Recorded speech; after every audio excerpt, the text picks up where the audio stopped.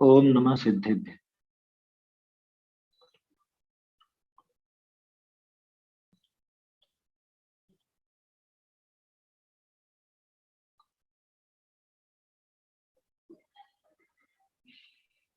नमो देव अरहंत सिद्ध आचार्य वझाय साधन को नित प्रति जजू ये मम हो सहाय। जिन वाणी माता नमो मन धर हर्ष अपार ता प्रसाद शिव सुख लहु पाऊं निज पद सार। जिन प्रतिमा यथावत स्वरूप ग्रंथ पर अपनी चर्चा चल रही है, साक्षात जिनेंद्र देव का कैसा स्वरूप होता है ये इस ग्रंथ में बताया जा रहा है। जिनेंद्र भगवान का जैसा स्वरूप वैसा ही उनकी प्रतिमा का भी स्वरूप। उसमें अगर कोई विपरीतता करे, विपरीतता माने या जहां विपरीतता हो उसको वंदन पूजन आदि भी करे तो वो सम्यक दर्शन का पात्र नहीं है। वो साक्षात देव की अभिनय अथवा देव के संबंध में अवर्णवाद करने वाला है। ऐसी बात यहाँ पर देखी थी अपन। तरह तरह के तर्क और युक्तियों से भी चर्चा चल रही है। इसमें सामने वाले ने कई तरह के प्रश्न किए।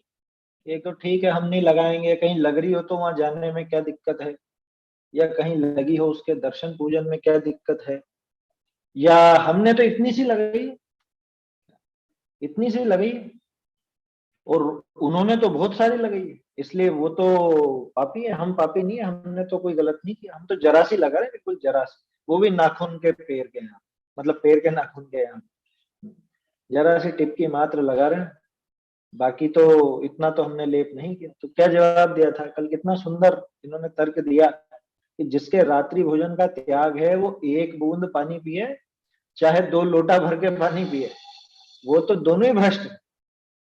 ऐसे ही जिसने उपवास किया है वो 1 ग्रास खाए अथवा पूरा भर पेट है 50-100 ग्रास खा करके अच्छी तरह से जीन करके उठाए, ऐसा शब्द है ना।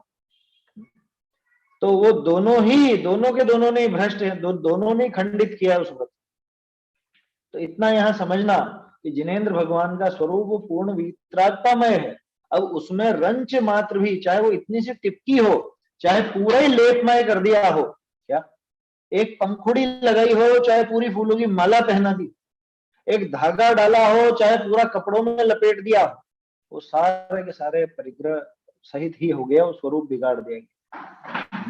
अपरिग्रही तो हमारे मुनिराज ही होते हैं, फिर ये तो साक्षात अरहंत दशा की बात है। इनको और तर्क युक्ति प्रश्नोत्तर आदि के माध्यम से और पुष्ट करेंगे। ये सारी बात यहाँ पर और बढ़िया ढंग से यहाँ पे समझा रहे हैं। कल अपना ये पृष्ठ हो गया था 16 नंबर पत्र, इसका पिछला हिस्सा जो था वो तो देख लिया था अपन ने। अब इसके आगे का अपने को पढ़ना है, मतलब 16 नंबर जहाँ पे है वो देखना है। नहीं, प्रश्न थोड़ा चलेगा। हाँ, ये हो गया था क्या अपना? भावार्थ बोलना है। हाँ, भावार्थ छूटा था पिछले पेज से, भावार्थ पढ़ना है अभी। पिछले पेज पे आखिरी शब्द था भावार्थ।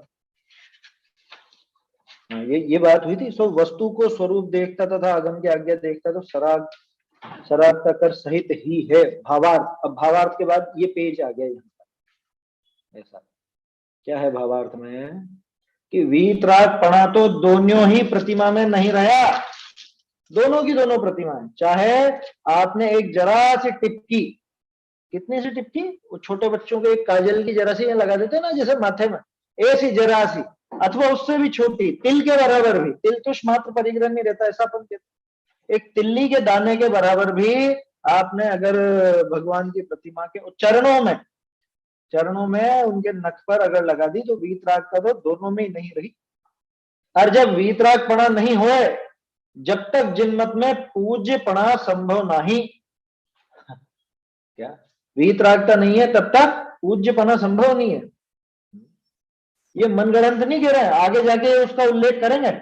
जो समंत भद्राचार्य ने लिखा ना, यह भगवान हम आपको क्यों पूजते हैं, वीतरागता की वजह से ही तो पूजते हैं। और जहां इतना सा एक जरा सा भी वो एक टिपकी भी रहे तो वीतरागपना होता नहीं। और जब तक वीतरागपना नहीं होता तब तक जिन मत में पूज्यपना संभव नहीं। तोड़रमल जी की पंक्तियां, जीव कषाय और अज्ञान इन दोनों से निंदनीय होता है, और कषाय के अभाव और केवल ज्ञान इन दोनों से पूज्य होता है। तो कषाय के अभाव का नाम वीतराग। हमारे यहाँ पूज्यपना इन दो ही के कारण है, क्या अज्ञान का अभाव हो और कषाय का अभाव हो। दूसरे शब्दों में वीतरागता हो और सर्वज्ञता। पूज्यत्व का कारण ही यही है। ऐसे ही देव पूज्य है जो वीतरागी और सर्वज्ञ है। ऐसे ही शास्त्र पूज्य है कि जिनमें वीतरागता का पोषण हो, सर्वज्ञता का पोषण हो। ऐसे ही गुरु पूज्य है जो वीतरागता के मार्ग पर आगे। ऐसे जानकर जे श्रद्धानी पुरुष है सो किंचित तथा बहुत लेप करी सहित, थोड़ा हो या ज्यादा, है ना, दोनों ही आगे है। इन्होंने खुद के लिए तो थोड़े की कही थी ना कि हम तो जरा सा लगा रहे हैं, श्वेतांबर तो बहुत बहुत लगा था। अरे किंचित हो या बहुत हो, वो ऐसे लेप से सहित प्रतिमा होए जिसको पूजनादिक तथा वंदनादिक ना ही करे है, ऐसा जानना। कितनी जगह दे दी इन्होंने पंक्ति।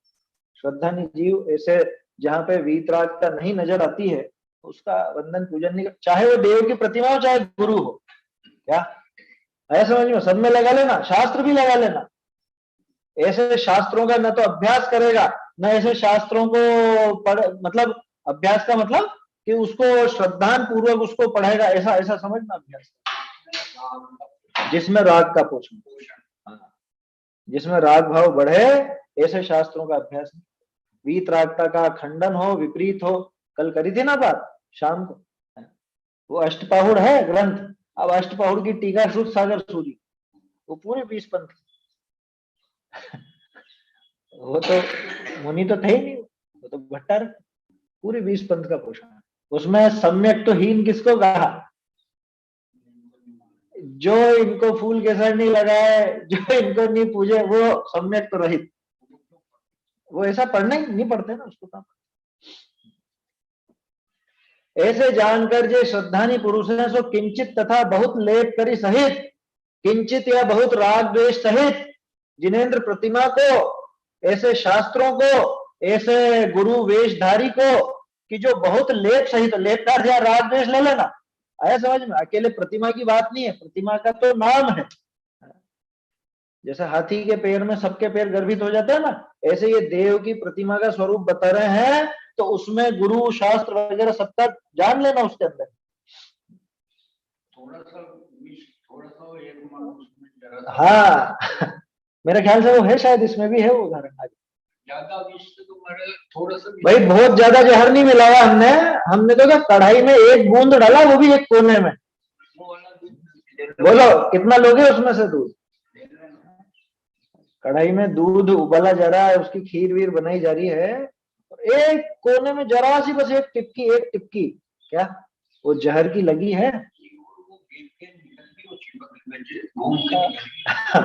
हाँ हाँ वो भी उदाहरण था क्या? वो दूध के कड़ा में छिपकली गिरी एक कोने में, ठीक है, और निकल भी गई। बोलो क्या करेंगे आप? अभी तो है भी नहीं उसके अंदर, वो निकल भी गई वो तो। ऐसा विचार करना। तो ऐसा जानकर जो श्रद्धानी पुरुष हैं सो किंचित तथा बहुत लेप करी सहित प्रतिमा होए जिसको पूजन आदि तथा वंदन आदि ना ही करे है, ऐसा जानना। इसलिए चक्कर में नहीं आना, ये इधर उधर की वहां भी हुआ है, वहां भी हुआ है, वहां भी क्या दिक्कत है, दर्शन कर लिया तो। अब हमारे एक मित्र और अच्छे विद्वान हैं, वो आए थे हमारे यहाँ पे क्या, अब हमने उनसे कहा कि भाई वहां जाओगे आप, वहां तो 20 पंथ। तो क्या हो गया उसमें? तो क्या हो गया उसमें? दक्षिण में यात्रा करने नहीं जाते हो? मैंने कहा हम तो गए नहीं अभी। अब क्या समझाओ, क्योंकि जो खुद पढ़ा लिखा है, जो खुद समझदार है, अब उसको ये बात कैसे समझाओ? ये तो श्रद्धा की और पक्षपात रहित होकर के विचार करने की बात है, ऐसे।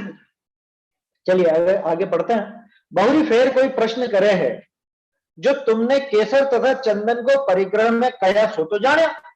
ठीक है साहब, आप केसर और चंदन को परिग्रह में कहते हो, वो तो हमने माना कि हाँ हाँ परिग्रह, पर तिलक आदिक में आदि लेयर ऊपर के क्या है, केसर, केसर व चंदन, र और वाह मिल गया ये, केसर व चंदन लगावे है, जिसको तो परिग्रह में हम भी जुड़े हैं, परंतु निचले अंग जो अंगुष्ठ आदि चरण है, जिसके लगावने में तो परिग्रह में है नहीं। देखो कितना बढ़िया तर्क लेकर आया है। प्रश्न समझ में आया कि भाई केसर और चंदन परिग्रह में हमने गिना, हमने माना है ना, हम भी गिनते हैं उसको परिग्रह में, लेकिन वो क्या ऊपर तिलक वगैरह लेकर के और ऊपर की तरफ लगाए ना, जो जहां पे मुंह हो, छाती हो, हाथ वगैरह हो, ऊपर के हिस्से में अगर लगाए तो परिग्रह में गिने। ये तो पैरों में रखी है, पैरों में, चरणों में है तो, और चरणों में भी अंगुष्ठ आदि में, अंगूठे के नाखून आदि में, पूरे चरण भी नहीं। हमने तो अंगूठे के नाखून पे लगा रहे, ये परिग्रह में थोड़ी ना। परिग्रह में तो वो माथे पे तिलक विलक हो वो कहलाएगा, ये तो पैरों के नाखून में है, पैरों के अंगूठे के नाखून में, वो तो नहीं है परिग्रह में। कैसा तर्क किया है, ता का समाधान। अब बहुत बड़े जवाब देंगे, ये लंबा जवाब है, इसको इससे रीडिंग करते हैं। हे भाई, ऐसी कल्पित युक्ति कर तो कहा साधे है, क्या ऐसी कल्पित युक्ति से तू क्या साधना चाहता? कारण ऐसा हुक्म तो श्री भगवान का जिनमत में कहा हूं नहीं है, क्या कहा हूं नहीं, मतलब कहीं पे नहीं है इस तरह का। क्या जिनेन्द्र भगवान के मत में ऐसा हुक्म तो कहीं पे भी नहीं। कैसा? तो तिलकादिक करने में तो केसर परिग्रह में गिनी है, और अंगुष्ठ आदि चरण के लगाने में परिग्रह में नहीं गिनी है, ऐसा कथन तो अब तक जिनमत में कठे ही सुनने में तथा बांचने में आया नहीं। सो हे भद्र, तुम ऐसी बात कैसे कहो? पण जाण्या, ये जाण्या है, ये है ना, ये जो गलत हो गया थोड़ा सा, अड़ा है वो। पण जाण्या ए जिनमत आगम अपार है, ये जिनमत अगम अपार आता है, जिनमत अगम अपार है। भावार्थ नहीं पायो है श्री गंधर देव भी छह जिनका, ऐसा जो श्री जिनेन्द्र का मार्ग, इस विषय हमसे मंद बुद्धि का सुनने में तथा बाचने में कथन नहीं आया हो तो जाने। अब तुम्हारा कवन श्रद्धान में कर, क्या बात समझ में आ रही है कि भाई ऐसा कथन तो जिनमत में कहीं पर पढ़ने और सुनने में आया नहीं है। अब जिनमत तो अगम अपार, और हम तो मंद बुद्धि, हमने तो सारे शास्त्र सुने या बांचे नहीं है। अब तुम्हारा कथन श्रद्धान में करे, तुम जैसा कह रहे हो वैसे ही माने कि देखो ये तो माने नहीं, अभी आगे देखो। पर तुमने ऐसा कथन कौन सा ग्रंथ में और कौन सा आचार्य के मुख से सुना है तथा बांचा है? ये तो बताओ कि हमने तो देखो सारे शास्त्र नहीं पढ़े, जिनागम तो अगम अपार है। हो सकता है कहीं पे ऐसा है कि तिलक पे लगाने वाला तो परिग्रह में नहीं गिनना, और नाखून तिलक वाला तो गिनना, और नाखून पे केसर फूल लगाओ तो उसको नहीं गिनना परिग्रह में। ऐसा कोई ग्रंथ में आया हो, तुमने पढ़ा हो या सुना हो या बांचा हो, जिसका नाम बताओ। वाके बिना बाकी बिना नाम ग्रंथ को तथा आचार्य को बताया बिना तो कैसे फकत मुख की बात धारण की जावे? ज्ञानवान समझवार पुरुषा करके तो ग्रहण होए नहीं, ऐसा जानना।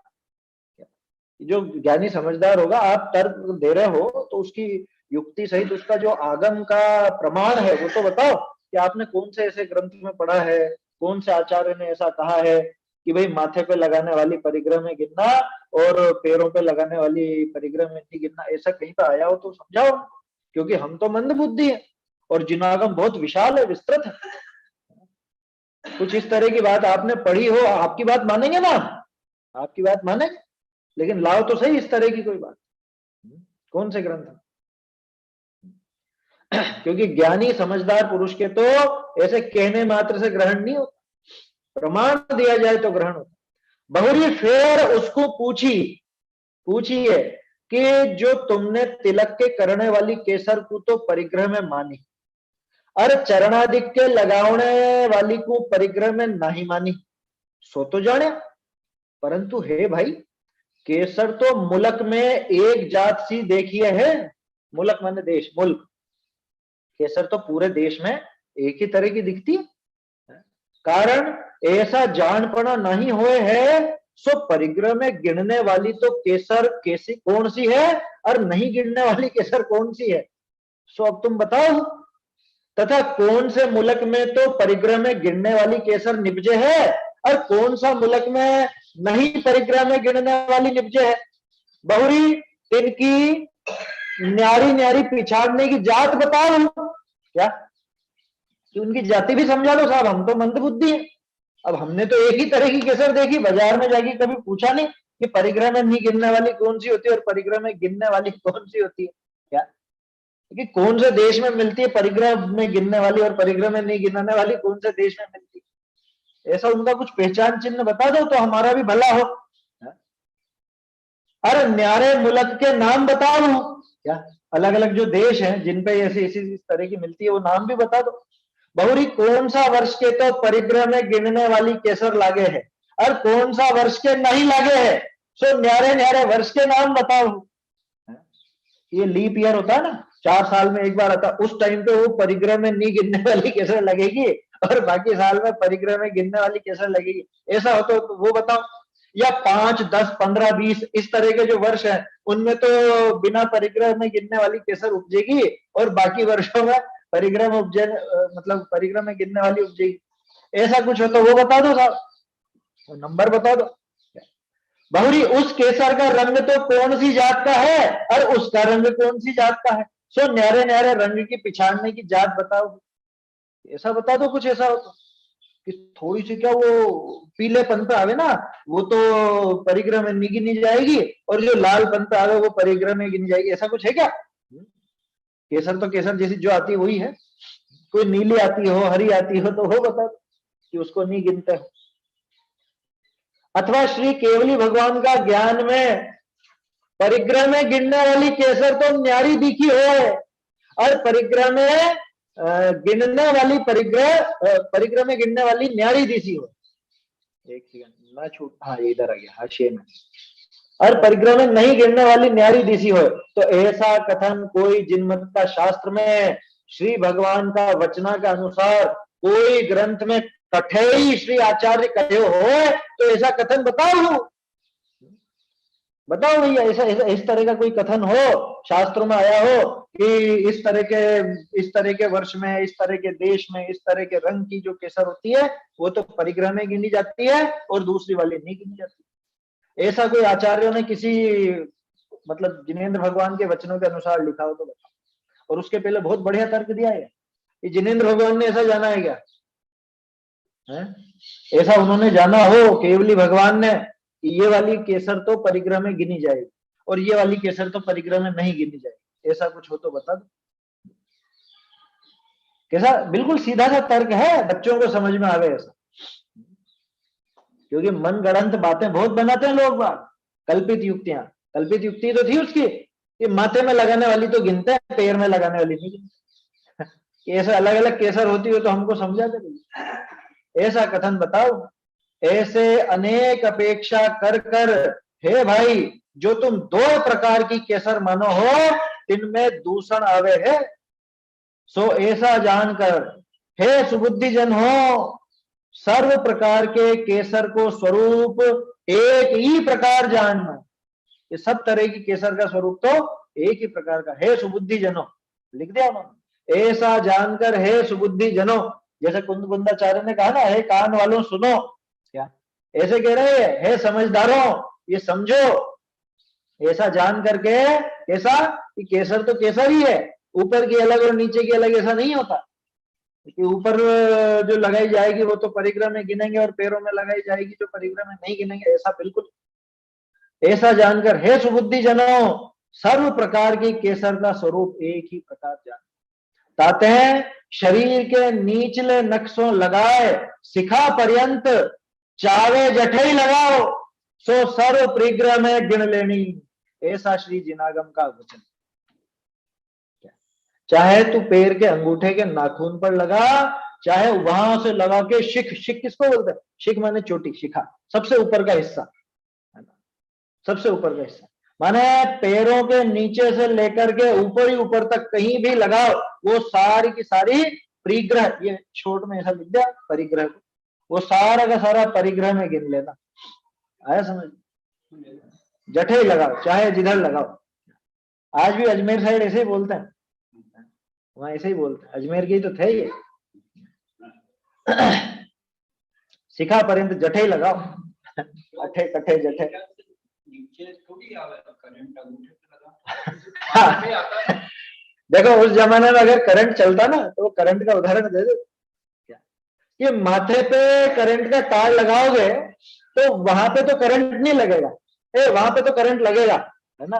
और नीचे पैर के अंगूठे में लगाओगे तो करंट नहीं लगेगा, ऐसा है क्या? है?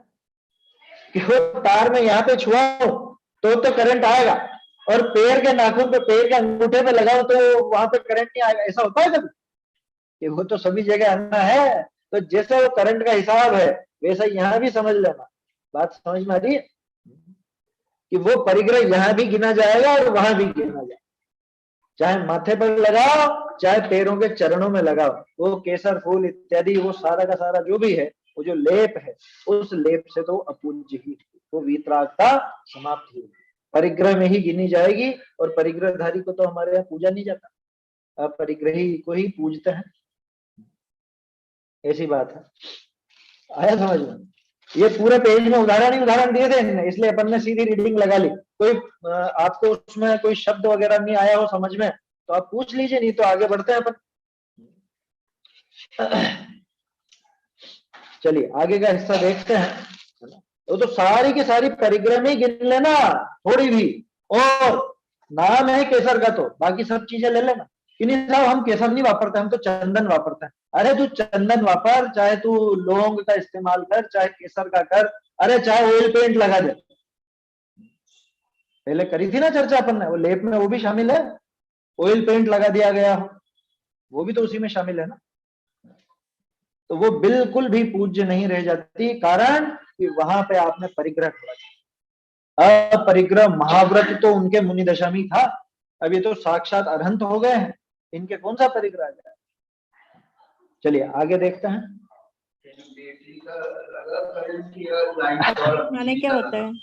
क्या कठेई? कठेई कोई कठेई मतलब कहीं पर भी, कठेई माने कहीं पर भी, जठे कठे अठे है? ऐसा हमारे इधर मतलब अजमेर और इस साइड ऐसा बोला जाता है। अठे माने इधर, कठे माने किधर, जठे माने जिधर ऐसा ही है होता। चलिए अलग अलग जगह की भाषा का फर्क है, बाकी समझ में आ जाता है, कोई ऐसा विशेष नहीं। अब तो आगे अपन 18 पे आ गए ना, 17 के नीचे है अभी तो। चलिए शरीर के निचले नक्शों लगाए शिखा पर्यंत चाहे चावे जठे लगाओ, चावे मतलब जैसे चाहे वैसा, है ना। सो सर्व परिग्रह में गिन लेनी, ऐसा श्री जिनागम का वचन। सो हे ज्ञानी जन हो, बहुत कहने करी कहा है, बहुत कहने से क्या लाभ है, ज्यादा क्या कहे। अब यो श्री जिन प्रतिमा को स्वरूप है सो सर्व प्रकार करिके वीतरागता सहित, क्या ये जिनेंद्र भगवान की प्रतिमा का जो स्वरूप है ये तो सर्व प्रकार से वीतरागता सहित है, इसमें रंच मात्र भी राग द्वेष की गुंजाइश नहीं है। क्यों? क्योंकि जिनकी ये प्रतिमा है वो खुद ही पूरी तरह से परिग्रह से रहित है, पूर्ण वीतरागी। जब वो पूर्ण वीतरागी है तो उनकी प्रतिमा कैसी होगी? उनकी प्रतिमा भी पूर्ण वीतरागी है ना। सो सर्व प्रकार करके वीतरागता सहित है। भावार्थ बहुत बढ़िया दे रहे हैं आगे तर्क उदाहरण। पूर्व को सूरज तो पश्चिम में जाए उगे, और बांझ के पुत्र हो जाए, और सर्प का मुख में अमृत हो आवे, और बालू रेत को पीले तेल उत्पन्न होए, और जल के बिलोए वेते घृत की प्राप्ति होए, तथा बुक रोड़ी में कवल की उत्पत्त होए। उत्पन्न नहीं है, उत्पत्त है ना। बुक रोड़ी, बुक अलग क्यों जोड़ दिया रोड़ी में? बुक रोड़ी में कवल की उत्पत्ति होए, तथा गधा के मस्तक ऊपर सींग की पैदावारी होए, तथा आकाश का फूलनी का सेहरा गूंथिया सुना होए, तथा सुदर्शन मेरु चलाचल होए, तथा जुगलिया भोग भूम से मरकर नरक जाते होए, तथा मनुष्य देह से 2.5 द्वीप 12 गमन होता है, तथा अग्नि का स्वभाव शीतल होए और जल का स्वभाव उष्ण होए, तथा पुण्य के किए थे नरक की प्राप्ति हो, और पाप के किए से स्वर्ग की प्राप्ति हो, तथा कल्पवासी देवादिक आदि आदि देव 4 प्रकार के देव हैं, सो कबलाहार करते हुए तथा शक्कर का स्वभाव कड़वा है और अफीम का स्वभाव मीठा है तथा जन्म के आंधे, ये बिंदी छूट गई है, तथा जन्म के आंधे को नरकादिक देखते हुए तथा जल, एक सेकेंड, हाँ, जल का दरिया में सूर्य का प्रतिबिंब बालक के हाथ से पकड़नी आता है तथा तीर्थंकर पदवी विषय श्री भगवान निहार करते हुए तथा श्री सिद्ध भगवान मुक्ति सो चय करी फिर पीछा संसार में आकर चारों गतिन का दुख को प्राप्त होता है इत्यादिक ए दृष्टांत नहीं होने योग्य है। परंतु ए पदार्थ भी कोई कारण पाए, कोई निमित्त करी ऐसे ही हो तो हो, परंतु यह श्री जिनेन्द्र की प्रतिमा केवल ज्ञान की छवि वीतराग स्वरूप परम निर्ग्रंथ दिगंबर मुद्रा अनादिकाल सो है, जिसके तो चंदन तथा केसर को लेप किंचित तथा बहुत तिल के तुष मात्र भी कोई काल विषय कोई हेतु दृष्टांत करे लगाओ संभवे नहीं। कितना विस्तार से यहाँ समझाया, कितने सारे उदाहरण दिए, कैसे कैसे होता है, ये हो जाए, ये हो जाए, ये हो जाए, लौकिक भी दिए और धार्मिक भी दिए जो अपने धर्म पद्धति में आता है। आपको अगर वो ऐसे असंभव की लिस्ट बनानी हो ना, असंभव के उदाहरण देखने हो तो इसको नोट कर सकते हो आप। क्या बताया, गजब के दिए हैं, गजब के अतुल। हाँ, सारे के सारे उदाहरण, और इतने सारे दिए जान करके कि कोई तो लगे इसको, बैठती नहीं ना जीवों का आसानी से, नहीं तो कह सकते इतने सारे विस्तार कर दिया, बिना बात विस्तार कर दिया, एक आध उदाहरण दे दे तो चल जाता। अरे तुझे आसानी से समझ में आती तो उदाहरण की जरूरत ही क्या, इतना देने के बाद भी तो समझ में नहीं आती। देखो क्या क्या बताया, पूर्व का सूरज तो पश्चिम में जाए हुए, संभव है कभी, पूर्व में उगता हो वो पश्चिम में उगने लग जाए। अच्छा, कोई देश तो ऐसा होगा जहां पे पूर्व की जगह पश्चिम से निकल जाता होगा सूरज, है? कोई कोई देश तो होगा ऐसा उल्टा हो, बिल्कुल उल्टा ऐसा देश, क्या उल्टा हो जब तो निकल जाए, असंभव है। सांप के मुख में अमृत हो या वो आया था ना, एक सांप के मुंह में उंगली देना, कि क्या कर रहा है कि सांप के मुंह में उंगली दे रहा हूं, काहे के लिए कि बीमारी दूर हो जाएगी मेरी उसके मुंह में अमृत हो जाए पैदा, ऐसा संभव है? नहीं ऐसा। बालू रेत के पी लेते मतलब पेलने से, है ना, बालू रेत के पीले तेल उत्पन्न हो, माने बालू रेत के पेलने से तेल उत्पन्न हो जाए। मैं इसको इतना घुमाऊंगा, ऐसी मिक्सी लाया हूं मैं जबरदस्त, क्या इतना इसको ऐसा इस मशीन में बालू रेत आप डालो और इधर से तेल निकलता जाए, है संभव है? क्या कहा, और जल के विलोय पे घृत की प्राप्ति हो, ये सब असंभव उदाहरण है, असंभव दृष्टांत। जल को बिलो, कितना बिलो, जितना बिलो उसको जो उसमें से घी निकल के आ जाए, मक्खन निकल के है ही नहीं, कहां से निकल गया। तथा बुक रोड़ी में कवल की उत्पत्ति होए, जैसे तो रोड़ी कहते हैं, अब ये बुक रोड़ी मेरे ख्याल से और ज्यादा गंदी होगी या कुछ ऐसा होगा। रोड़ी समझते हैं, रोड़ी माने वो गंदगी का ढेर, उसको रोड़ी कहा जाता है। आपको ध्यान हो तो मोक्ष प्रकाशक में अपन ने सुधार किया था एक जगह, है ना, रोड़े के स्थान पे रोड़ी किया था, रोड़ी को पूजते हैं, ऐसा है छठे अधिकार में शायद, 5 नहीं जाने छठे में, है ना। तो रोड़ी माने कचरे का ढेर, वहां पे कमल पैदा होगा कभी? और बुक माने क्या लिखा है? अब ये बुक का तो क्या, बुक रोड़ी पूरा एक ही शब्द है, यूं समझिए, क्योंकि रोड़ी में कमल पैदा नहीं होता, है ना। वैसे ये अब बुक रोड़ी, ये या तो तथा बुक हो या तथा बुक रोड़ी, एक ही शब्द किया होगा। ये बुक का तो मुझे भी समझ में नहीं आया, है ना, ये इसी का मिला हुआ शब्द होगा, उनके उधर ऐसे ही बोला जाता होगा बुक रोड़ी, या कुछ देशज शब्द है, मूल शब्द होता तो पकड़ में आता भी सही। बुक रोड़ी में कवल की, कवल माने कमल, है ना, कमल की उत्पत्ति हो जाए, तथा गधा के मस्तक ऊपर सींग की पैदावारी हो। बोलो कि अब हमने वो वैज्ञानिकों ने कुछ ऐसा कुछ बनाया है, ऐसे जीन्स बनाया है, अब वो उसमें गधे के डाले जाएंगे, उसके सींग पैदा हो जाए, गधे के सींग पैदा हो जाए, संभव है क्या? और क्या कहा, तथा आकाश के फूलनी का सेहरा गूंथिया सुना हो, वो दूल्हे का सेहरा देखा था आपने, क्या गजब का सेहरा था उसका, आकाश के फूलों का था। लेते ना अपन असंभव उदाहरणों में, ऐसा तो शास्त्रों में लिया है क्या, पहले भी अपन ने 2-3 बार ये उदाहरण लिए हैं इस तरह। बांझ का पुत्र और सींग वाले गधे के ऊपर बैठ करके और आकाश के फूलों की माला पहन करके, इसमें सेहरा आ गया, आकाश के फूलों का सेहरा पहन करके। ये भी आया था, क्या? कौवा सफेद नहीं होता, ये भी आया था। हाँ, कौवा सफेद नहीं हो, कौवा तो चलो कोई उसके शरीर में कुछ ऐसी विकृति हो भी जाए, जैसे 1000 में से एक आध भैंस गोरी भी हो जाती है ना, भैंस भी सफेद हो जाती है, हजारों में एक होती है। हाँ, नहीं पढ़ा आपने? नहीं सुना? हमने तो अखबार में पढ़ा है। उसके कुछ ऐसे, अरे जैसे सूरजमुखी होते हैं कि नहीं, अपना सूरजमुखी नहीं जानते हो? वो बिल्कुल ऐसे सफेद सफेद, माता पिता सब गेहूं रंग के या सांवले रंग के, और वो बच्चा हो गया तो हो गया, अब क्या करो?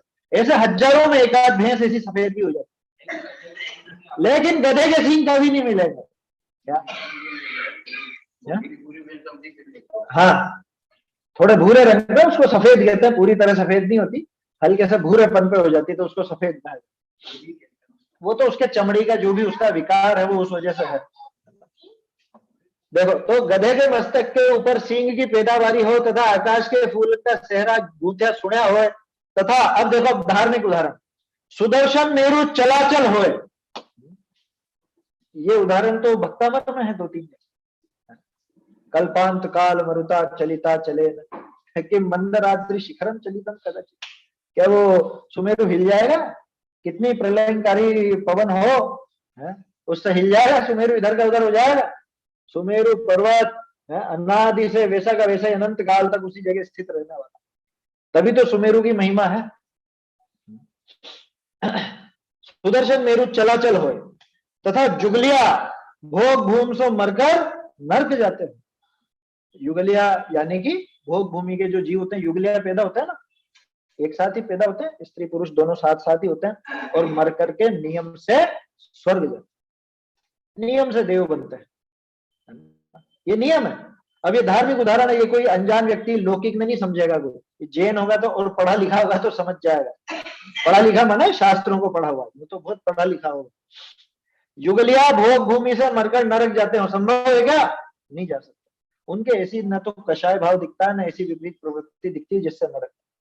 तथा मनुष्य देह से 2.5 द्वीप द्वारे गमन होता हो, कि मैं ऐसी विद्या सिद्ध करूंगा कि 2.5 द्वीप के बाहर चला जाऊं, क्या मर जाएगा, जा नहीं पाएगा। एक प्रसंग आता है ना कुछ ऐसा है, वो जाकर के और वहां पे देखो मैं आया, क्या कहाँ होया, तेरा शरीर तो वहीं ऐसा कुछ प्रसंग है, वो वहीं मर जाता है। फिर वो आगे सेठानी के पास जाता है तो कहता कि तुम्हारा शरीर तो वहां पड़ा, तुम कहाँ गए?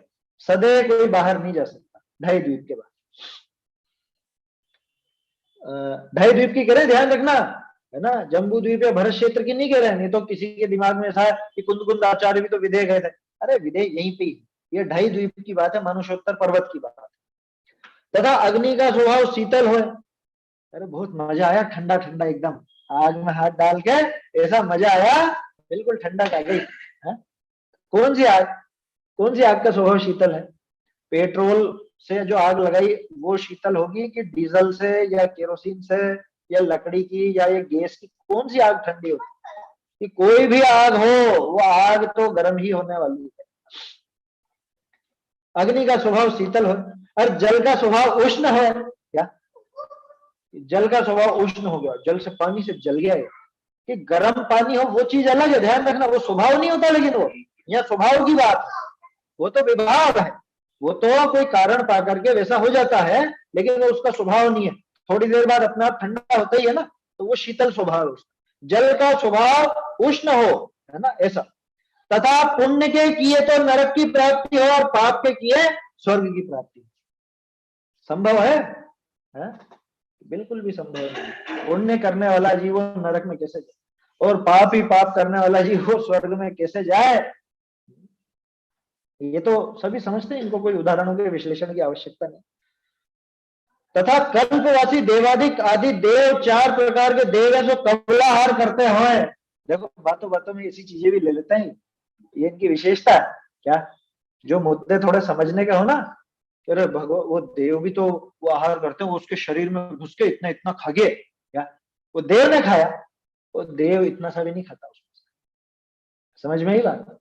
वो जो भोजन है वो उसी के पेट में, उसी आदमी के पेट में, जिसके डील में वो आया है ना, देव डील माने शरीर, जिसके शरीर में वो देव आया, व्यंतर आया, वो व्यंतर ने जो क्रिया करी वो उस व्यंतर के इतनी सी भी नहीं।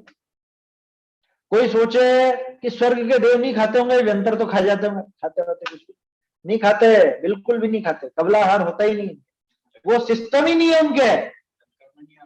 हाँ, चक्कर में मत आ जाना किसी के बोलने से, कह रहे भगवान के तो अच्छा अच्छा चढ़ाओ, देव हैं, देव तो खाते ही हैं, देवों के तो भोग लगता ही है, अन्य मतियों में तो लगाते ही भोग। अच्छा, भोग लगाए करते क्या, सब खुद ही तो खाते हैं, वो भगवान का प्रसाद, फिर जो भोग लगाया वो खुद को ही तो खाना है सारा का सारा।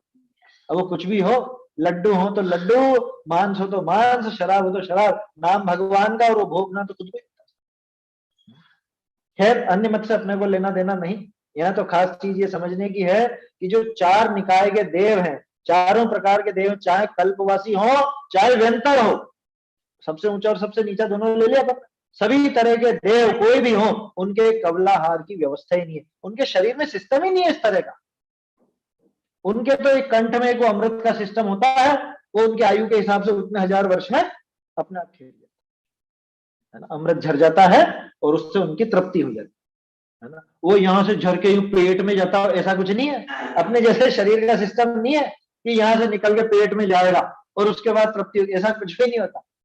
समझ में आ रही है बात? अपने शरीर की और उनके शरीर की बनावट बिल्कुल अलग है, बिल्कुल न्यारी है। अपने तो सभी तरह की चीजें हैं, आया समझ में? अपने तो वो क्या बोलते हैं उसको, गाल ब्लाडर भी होएगा और चीजें भी होंगी, पेंक्रियास भी होएगा, उसमें से वो रस रसायन निकलेंगे जो भोजन को पचाएंगे, है ना। वात बनाने वाली चीजें, पित्त बनाने वाली चीजें, कफ बढ़ाना, वो सब चीजें अपने अंदर ही तो है। वो सारा सिस्टम उनके होता ही नहीं, हड्डी भी नहीं होती, है समझ? ना खून होता है ना हड्डी होती। कौन से रंग का खून होता है देवों का? है खून वून होता ही नहीं है, सत्य मल से रहित शरीर होता है उनका। गजब की बात है, न देवों पे होता है न नारकियों। हालांकि नारकियों के कबलाहार की व्यवस्था जरूर है ना, वो मिट्टी खाते हैं, वो ऐसा प्रकरण आता है ना, तिलोय पंडिती में है, वो वहां की महादुर्गंधित ऐसी मिट्टी का उनके आहार है, इस तरह का लिखा है, लेकिन वो खाकर के पीड़ा ही होती है उनको, उनको कोई सुख नहीं मिलता उससे। समझ में आ रही बात? खैर, उनसे मतलब भी नहीं, यहाँ तो देवों के संबंध में ही चलती है विपरीतता तो ज्यादा, नारकियों के संबंध में कौन चर्चा की। तो बात तो यह है, कल्पवासी देवादिक के 4 प्रकार के देव से कबलाहार करते हुए तथा शक्कर का स्वभाव तो कड़वा, अरे दूध में शक्कर मत डालो कड़वा हो जाएगा, कभी विचार आया ऐसा कि एक थोड़ी क्या ज्यादा हो जाती है ना शक्कर तो कड़वा लगने लग जाता है? सुना क्या कभी ऐसा कि शक्कर ज्यादा हो गई तो कड़वा लगने लग गया? कभी नहीं होता इस तरह। और अफीम का स्वभाव मीठा हो, अब अफीम तो जिसने खाई हो वो जाने, है ना। अपने को तो इन्होंने लिखा है तो कड़वा है तो कड़वा ही जानना, आया समझ? प्रयोग करके मत देखना कि देखें कैसी होती। तथा जन्म के अंधे को नरकाधिक दिखता है, ये उदाहरण बड़ा जोरदार। अरे या सूझते हुए को नरक स्वर्ग नजर नहीं आते हैं, और ये जन्म के अंधे को दिख जाए, बोलो बिल्कुल असंभव है ना। तो जन्म का अंधा होगी, जिसने कभी जिंदगी में कुछ देखा ही नहीं, जिसकी आंखें कभी खुली ही नहीं, जन्मांध को नरक आदि दिख जाए। तथा जल का दरिया में सूर्य का प्रतिबिंब बालक के हाथ सो पकड़ी आता हो, ये तो उसके अंदर भी है। हाँ, पकड़ने आता हो कि वो उसने बच्चे ने देखा पानी में सूर्य का बिंब अथवा चंद्रमा का बिंब था और उसने ऐसे पकड़ के रख लिया सूरज को। बालम विहाय जल, क्या है वो, बालम विहाय जल संस्थित बिंदु बिंब मन्य के इच्छति जना सहसा ग्रहीतुम। तीसरा ही तो श्लोक है शायद, तीसरा है तुम, तीसरा ही है, तीसरा श्लोक है भक्तामर जी का। बालक को छोड़ करके कौन ऐसी करे, मतलब वो भी जानते हैं कि बिल्कुल नहीं होता, उसके अंदर पकड़ में नहीं आता। तथा अब देखो सबसे असंभव उदाहरण, तीर्थंकर पदवी विषय श्री भगवान निहार करते भय। कुछ समझ में आ रही बात? ये उदाहरण क्यों लिए हैं?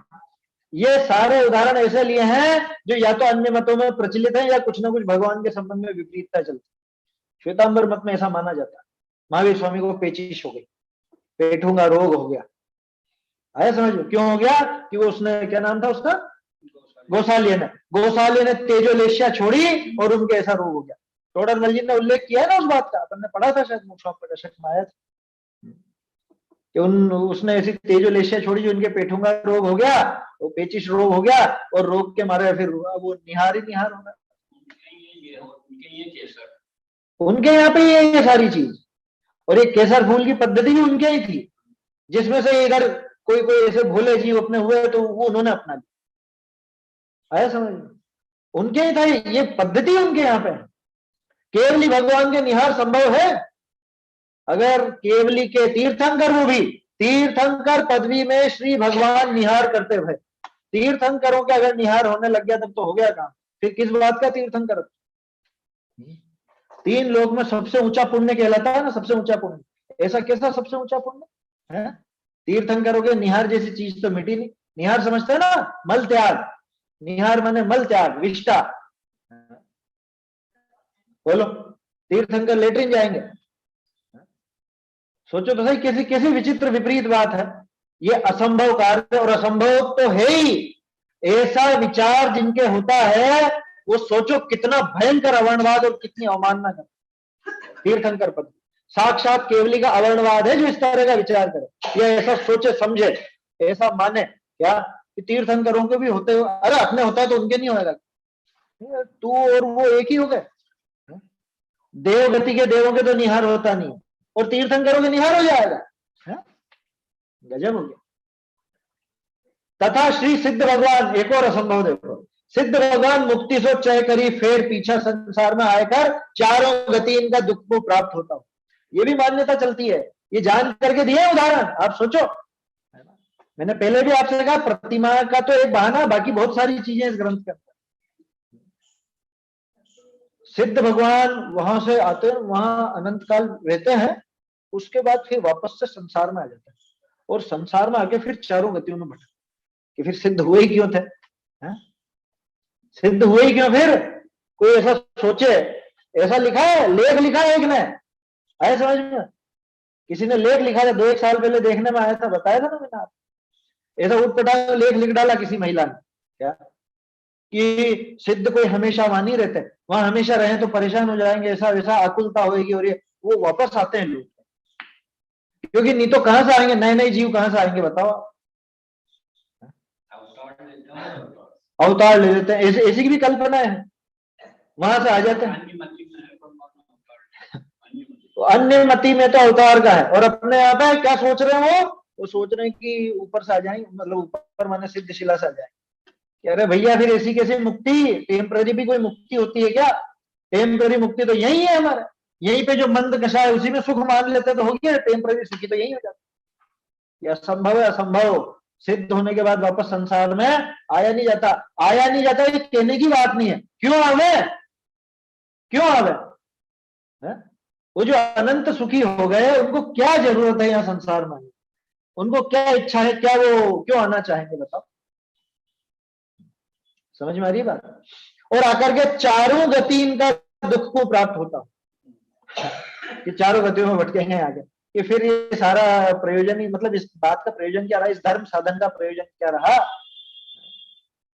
इत्यादिक ए दृष्टांत नहीं होने योग्य। ठीक है, ये जितने भी अपन 8-10 जितने भी दृष्टांत आए, इनमें से एक भी दृष्टांत संभव नहीं, असंभव, सारे के सारे असंभव। अब खास बात तो इसके आगे, परंतु एक पदार्थ भी कोई कारण पाए, कोई निमित्त करी, ऐसे ही हो तो हो।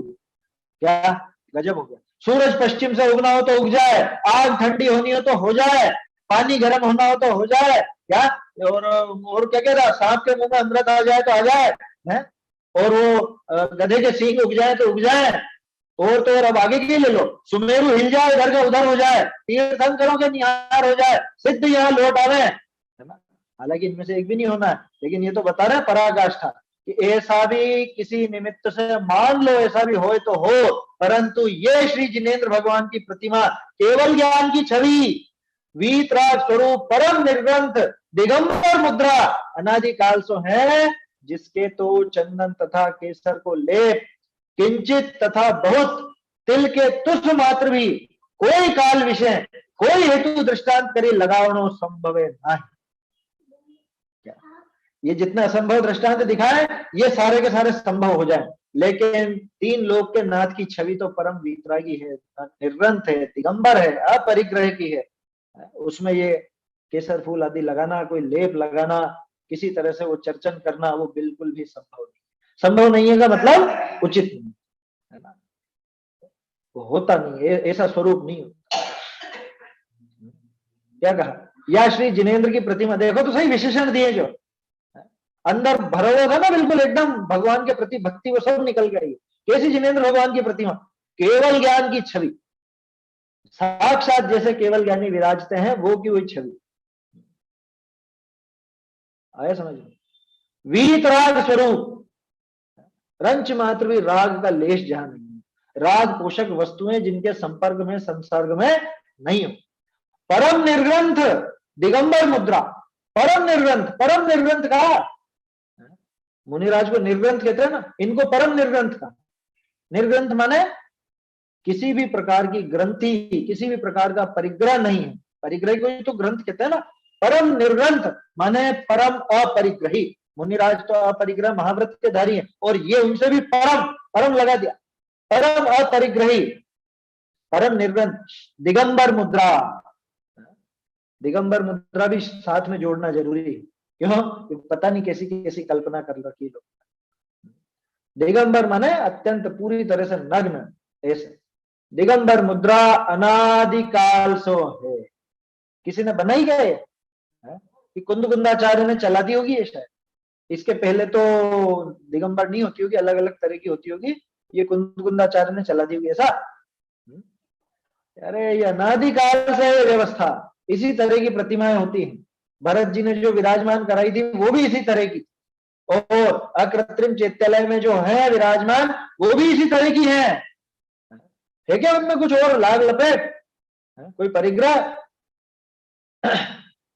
अनादिकाल स्वयं, जिसके तो चंदन तथा केसर को लेप, चंदन और केसर का नाम है, बाकी सब पदार्थ भी लगा लेना, किसी भी तरह का कोई भी लेप है ना, अपने को भी 3-4 उदाहरण मालूम है, बाकी तो और जो भी लगता हो है ना, दूध का, दही का, चंदन का, केसर का, लौंग का, है ऑयल पेंट का, या किसी का भी कोई भी प्रकार का लेप, किंचित तथा बहुत, दोनों बातें ले लेना, ना तो ज्यादा लगेगा ना कम लगेगा, किंचित तथा बहुत, तिल के तुस मात्र भी, तिल्ली के छिलके के बराबर भी थोड़ा सा भी, न भाव यानी कि न कीमत में उस तरह का, न आकार में उस तरह का, कैसा भी कोई काल विषय, न चौथे काल में, न तीसरे काल में, न पंचम काल में, न कभी। आया समझ में, किसी भी काल में कोई हेतु दृष्टांत करी, किसी भी प्रकार से कोई भी उसमें तर्क युक्ति खोटी युक्तियां बना करके लगावणो संभव नहीं, ऐसा लेप आदि लगाना रंच मात्र भी संभव नहीं, बिल्कुल भी संभव नहीं। बहुरी फेर श्री धर्म संग्रह ग्रंथ में भी ऐसे कही। अब धर्म संग्रह नाम का कोई ग्रंथ है ना, देखने में आया नहीं, वो कौन सा था, एक पहले अपन ने देखा था जयसेनाचार्य वाला, धर्म रत्नाकर था वो तो, है ना, वो तो धर्म रत्नाकर था, वो संस्कृत में है धर्म रत्नाकर जयसेनाचार्य, ये अलग है, ये तो धर्म संग्रह हिंदी का ही ग्रंथ है कोई, अब निगाह में आया नहीं, कभी कोई देखेंगे तो अच्छा है, लेकिन छंद बहुत अच्छा है इसका, हो सकता है मिल जाए कहीं पे, तो कभी मौका लगेगा तो देखें। धर्म संग्रह, एक धर्म संग्रह श्रावकाचार तो है, शायद वो उसी के लिए लिखा हो सकता है, धर्म संग्रह श्रावकाचार नाम का जो ग्रंथ है उसी के लिए लिखा गया। ये मूर्तियों पे जो घी लगा देते हैं, या कोई उसकी विलेपन कर, अपनी मूर्तियों पे घी भी लगा देते हैं कई जगह, तो फिर क्या हुआ, फिर उनका कैसे करें? ये बता तो दिया, तिल के तुष मात्र भी। हाँ, अब दिख नहीं रहा, ये लोग चमक के लिए जाने किसकी तो ये अपने नशर जी मूर्तियों पे घी लगा देते हैं आके। अब ये तो वो लगाने वाले जाने, अब घी लगा दिया तो वो पूज्य कैसे रही? हाँ। घी का जो लेप है वो लेप सहित पूज्य कैसे हो? अनंत भगवान के घी लगता हो तो इनके घी लगा मानेंगे? हाँ, तो भगवान के घी नहीं लगा, वो तो जो वापिस मूर्तियों पे, प्राचीन मूर्तियों पे भी वो करवाया, वापिस उस पे विलेपन जो अच्छी रहे हुए उसका लेप किसका लगाया, वो सब मूर्तियां नहीं करी, तो वो तो सब हो गया बेकार काम। बेकार काम है वो, बिल्कुल। वो जो हो नई गया ना? चमकाने के लिए, बनाने के लिए कर देते हैं। यहाँ के तो दिया बिल्कुल कोई लेप नहीं रहेगा, और लेप पूरी तरह हट जाए तो ही वो दर्शनीय है, तो ही वो वंदनीय है, पूजनीय है। बिना लेप के ही हो प्रतिमा तो ही पूजनीय है, जब तक वो लेप है तब तक पूजनीय नहीं है, ये बात है। ये तो शोबाजी करना चाहते हैं, पहले खुद पानी ढोल ढोल के प्रतिमा बिगाड़ ली है ना, चमक खत्म कर ली, अब उसके बाद वो घी लगा के और चीजें लगा के चमकाना चाहते हैं। कह रहे हैं मूर्खराज, पहले ही तूने क्यों गंदा किया, पहले ही क्यों ऐसा कर लिया जो तुझे इसकी आवश्यकता पड़ती है समझ में। तो वो सावधानी रखनी चाहिए, वो लेप लगी हुई प्रतिमा तो किसी भी तरह से वंदनीय पूजनीय नहीं। इधर से सब बजरंगगढ़ की इधर की इतनी अच्छी मूर्तियां, तुबोन जी सब पे वो लेप हो गया, शाइनिंग आ गई, बढ़िया चमक मूर्तियों पे। प्राचीन थी ना, लेप हट गए हो, लेप हट गया हो तो ही दर्शन पूजनीय है, दर्शनीय पूजनीय है ना। लेप लगे हुए समय तो बिल्कुल भी पूजनीय। जैसे ये केसर और फूल के संबंध में भी ये प्रकरण आया था है ना, कि हट जाए तो ही आप दर्शन पूजन कर सकते हो, ठीक वैसे ही वहां हट जाए तभी दर्शन पूजन हो गया काम। ये तो सब बेकार है। हाँ चलिए, है ना, आगे की चर्चा था कल देखेंगे। धर्म संग्रह ग्रंथ का जो उद्धरण है इसको कल देखेंगे। निज निधि निज में बताई यह अनंत उपकार है, इसके लिए जिन वाणी माँ को वंदना शत बार है, वंदना शत बार।